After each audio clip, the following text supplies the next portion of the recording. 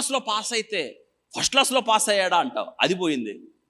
Pass అవటం పోయింది, first క్లాస్లో పాస్ అవటం పోయింది. తర్వాత 500 మార్కులు వచ్చినాయా అంటావు, 500 వచ్చినాయా ఒకనప్పుడు. ఇప్పుడు 500 లేదు, 550 లేదు, 580 లేదు.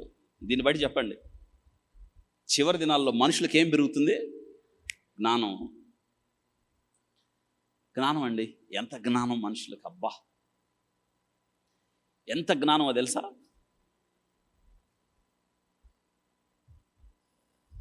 దీన్ని బట్టి మీకు అర్థం అవుతుంది, మీ ఇంట్లో పిల్లలను చూస్తే అర్థం అవుతుంది. నీకు ఇంతవరకు ఫోన్ కొన్నావు కానీ దాన్ని ఎటు తిప్పి చూడాలో తెలియదు. మీ పిల్లలకి ఇవ్వండి,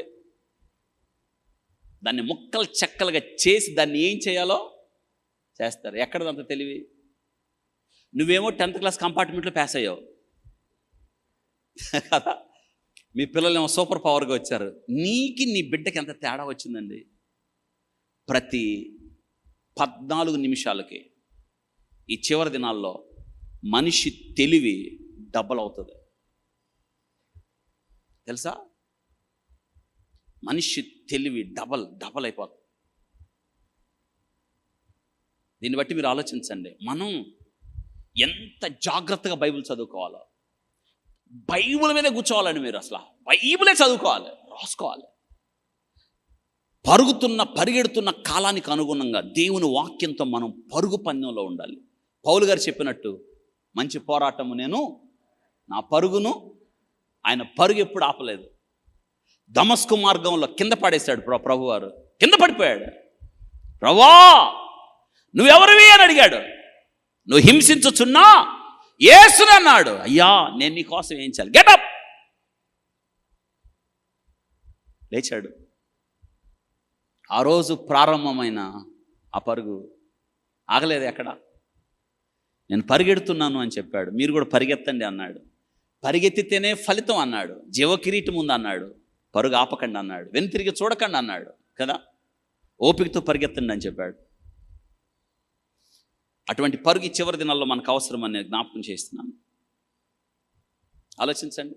నేనేమంటానంటే, ఇక బైబుల్ అనేది మనకొద్దు, ఇది పక్కనున్న బైబిల్ లేకుండా చెప్పాలి. మనం అలా ఎదగాలి. మీరు బైబిల్ వద్దు, బైబిల్ లేకుండా రెఫరెన్స్ చెప్పాలి. బైబిల్ వద్దు, బైబిల్ లేకుండా వాక్యాలు చెప్పాలి. అనర్గళంగా చెప్పాలి. బైబిల్ మీలో ఉండాలి. You should be just like A walking Bible. Bible వద్దు, బైబిల్ లేకుండా చెప్పాలి. మీరు ఎంత కష్టపడాలి, ఎంత నేర్చుకోవాలి, ఎంత ధ్యానం చేయాలి. మీరు బైబిల్ ధ్యానిస్తే కదా తెలుస్తుంది. బైబిల్ నేర్చుకుంటే కదా మీకు తెలుస్తుంది. బైబిల్ పఠిస్తే కదా నేర్చుకుంటుంది. ఇంతకన్నా బైబిల్ చదివే సమయం కన్నా, బైబిల్ నేర్చుకునే సమయం కన్నా ప్రపంచ సమస్యలు ఇందులోనే పరిష్కారం ఉంది. ఇది కదా. నేను ఎప్పుడు ఒక మాట చెప్తాను, దీన్ని చదువుతూ ఉంటే మీరు వెలిగించబడతారు.